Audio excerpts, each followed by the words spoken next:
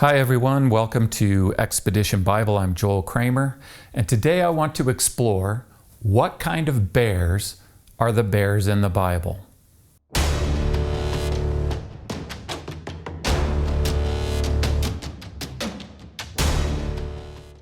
Now, there are two bear encounters recorded in Scripture, and the first one is told to us by David when he was shepherding.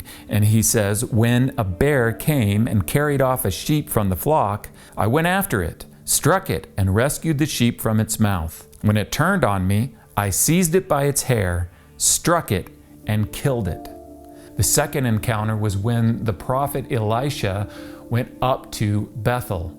And boys from Bethel were making fun of his baldness, so he called a curse down upon them. And it says that two bears came out of the woods and mauled 42 of the boys. So these are very aggressive bears. Now, these two encounters happened, one in the area of Bethlehem, because that's where David is from, and the other near Bethel. And both of these towns are located in the high country of Israel. There is a mountain ridge that goes like a backbone north to south down Israel, and both Bethlehem and Bethel are located on top of this ridge. And we know that in ancient times, this area was forested. If you'll notice in the Bethel account, it says that these two bears came out of the woods. And then there's other examples, like from the book of Joshua, for example, where he tells them to go up into the forest and clear land for yourselves. And he calls this central area of Israel the forested hill country. This is bear country. Now, the question is, what kind of bears lived in ancient Israel? And based on their aggressive behavior, the descriptions in the Bible fit best with the species known as brown bears.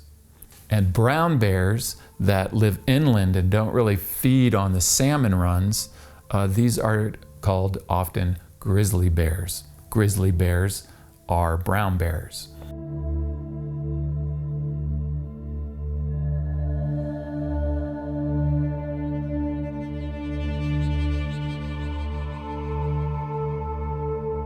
Now, if thinking about grizzly bears living in ancient Israel surprises you, let's just look at what brown bear distribution is today. The main numbers of brown bears exist today on either side of the Bering Strait. On the western side in Russia, on the eastern side in Alaska, and down into Canada. And they used to exist much further to the south. Take, for example, the flag of California. Why is a grizzly bear on the state flag of California when there are no grizzly bears in California? And of course, the answer is that before things like urbanization or deforestation or the invention of the firearm came into being, there used to be grizzly bears in California. The same is true over on the western side. Brown bears are up in Russia today. They used to exist further south. If you go from California across the globe, you end up in the area of Israel. And just as there used to be grizzly bears in California, there used to be grizzly bears in Israel. In fact, the last recorded sighting of a grizzly bear within the borders of ancient Israel was as recently as 1865. So one of the ways that we know that it was grizzly bears that lived in ancient Israel is that we have them depicted on mosaic floors of Byzantine churches.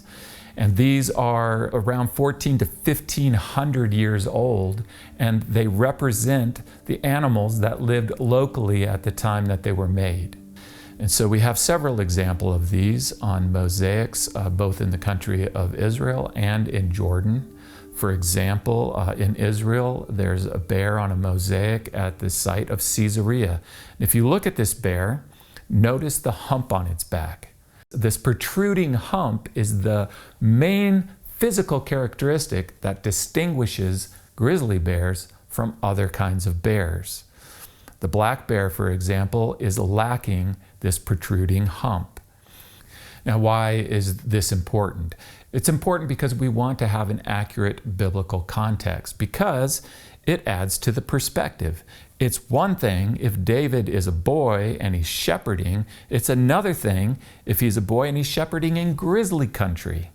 He's not fighting some small, weak bear. He's fighting a grizzly bear. It's a grizzly bear that God is using to prepare him to fight Goliath and everything else that he's calling him to as the king of Israel. Also, bears are used symbolically in the Bible for their flesh eating and for their fierceness.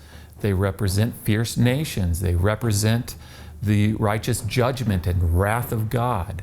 And so we want to have an accurate context for that. So thanks to the mosaics of these bears that include the humps on their back, they are easy to identify as grizzly bears.